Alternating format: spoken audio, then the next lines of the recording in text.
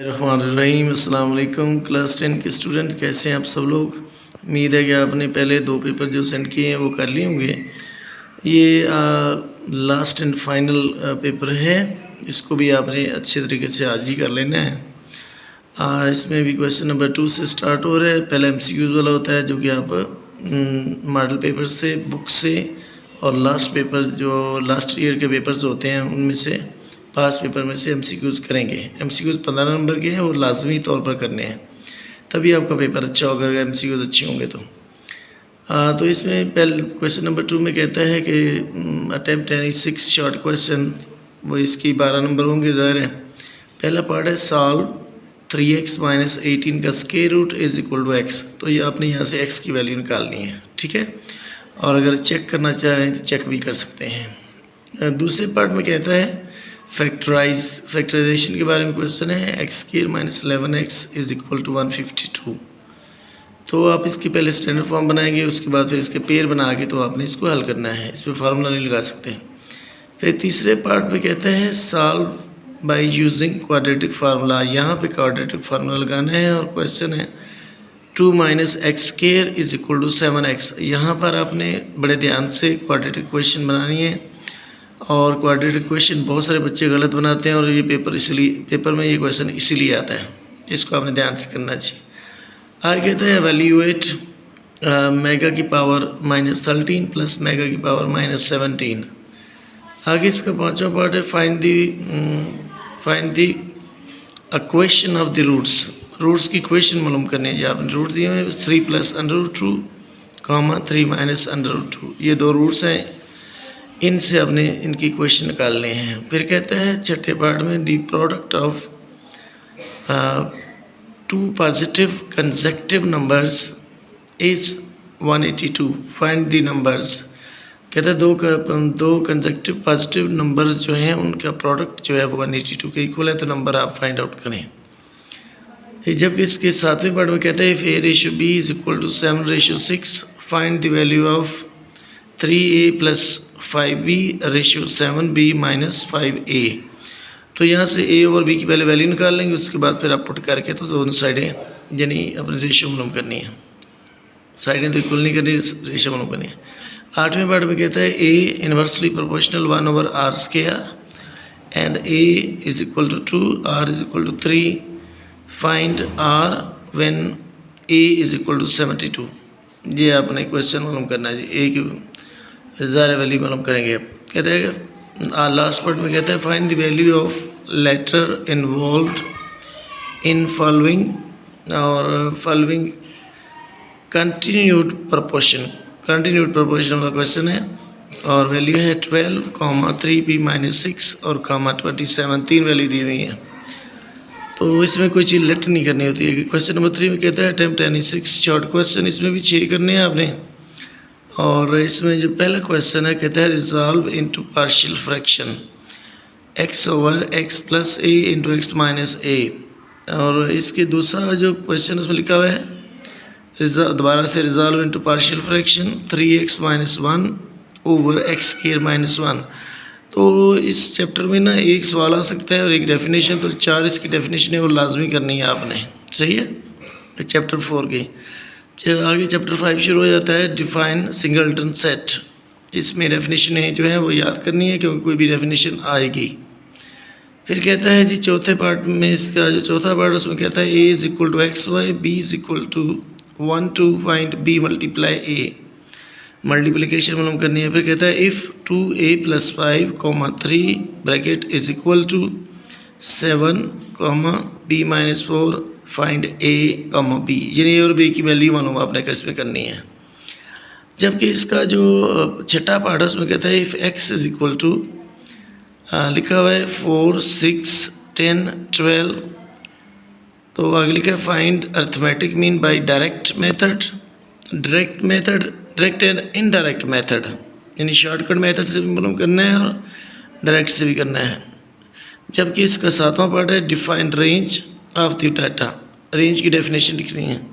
नावे और आखिरी पार्ट जो है इस क्वेश्चन का उसमें कहता है write down formula for median and mode for group data. जो ग्रुप डेटा का फार्मूला होता है ना, मीडियन मोड का वो लिखना है, अनग्रुप का नहीं लिखना, सही है। तो वो आपको दोनों फार्मूले आने चाहिए। ये तो है क्वेश्चन नंबर 2 और 3। अब देखते हैं क्वेश्चन नंबर 4 में क्या दिया हुआ जी।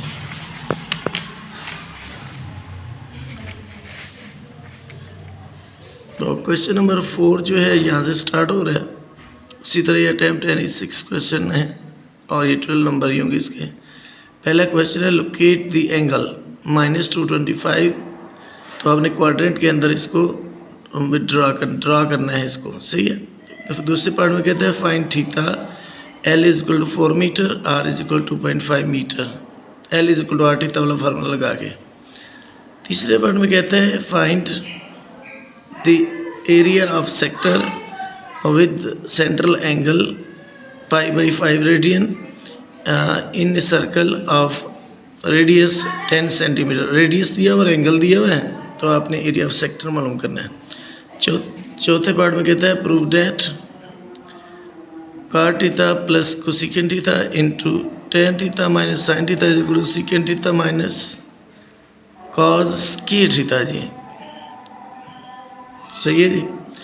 आगे इसमें कहता है 5वें पार्ट में के अंदर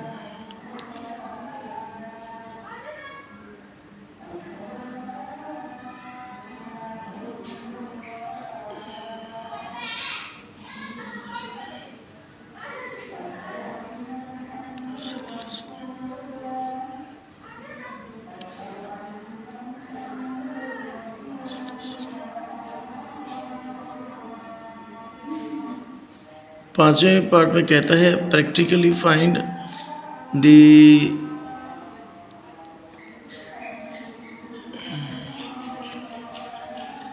centre of arc ABC।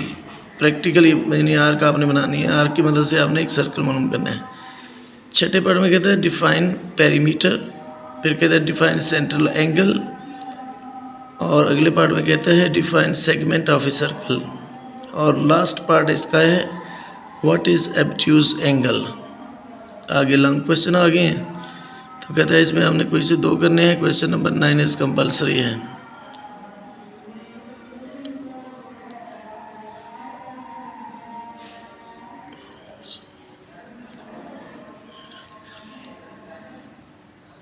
Question number 5 का A part solve 3x + 10 + 100 square root और -x अलग से है = 4। इस सवाल को आपने सॉल्व करके चेक भी करना है, सही है। और इसका दूसरा पार्ट है सॉल्व द फॉलोइंग सिमिलटेनियस इक्वेशंस, और 2 क्वेश्चन दी हुई हैं x - y = 7 और दूसरी क्वेश्चन है 2/x - 5/y = 2। और क्वेश्चन नंबर 6 जो है उसमें कहता है जी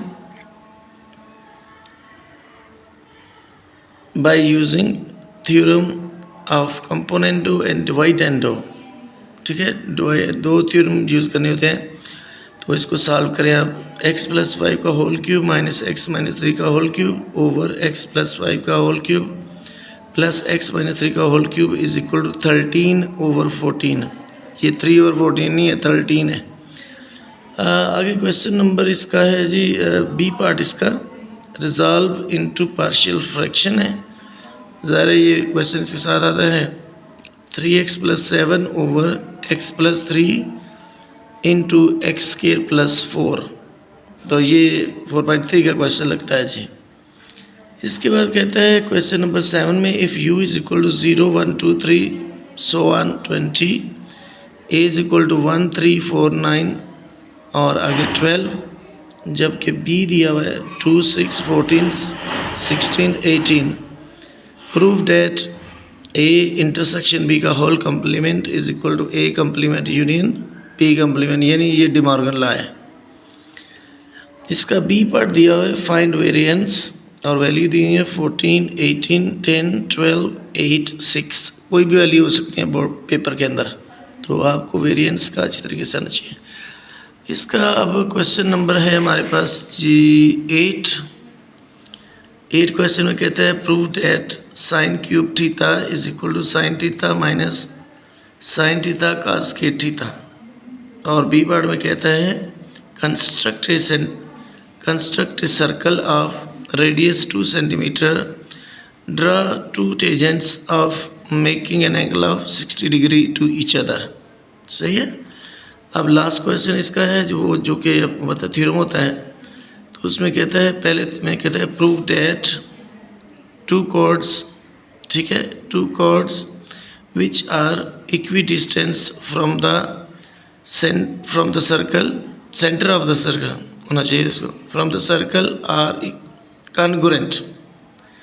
तो ये अपने थ्योरम है पहला, और या फिर आप ये लिखें या फिर ये लिखना है, prove that the opposite angles of any quadrilateral inscribed in a circle are supplementary. सब बच्चे याद रखें कि आपने थ्योरम की जो स्टेटमेंट है वो ज़रूर याद रखनी है, वरना स्टेटमेंट याद ना हो तो थ्योरम आपको नहीं पता चलेगा कौन सा है। थ्योरम की स्टेटमेंट भी आपने याद रखनी है। तो जैसे ये चैप्टर 12 का चौथा थ्योरम था। तो तमाम बच्चों को गुड लक, और उम्मीद है कि आप सब बच्चे जो है इस पेपर्स को कर लेंगे, और सुबह जो भी पेपर होगा इंशाअल्लाह ताला अच्छे तरीके से आपका पेपर हो जाएगा। Thank you so much. और इसको लाइक भी किया करें, और जब व्यू डाल दें तो लाइक भी कर देंगे। Thank you so much.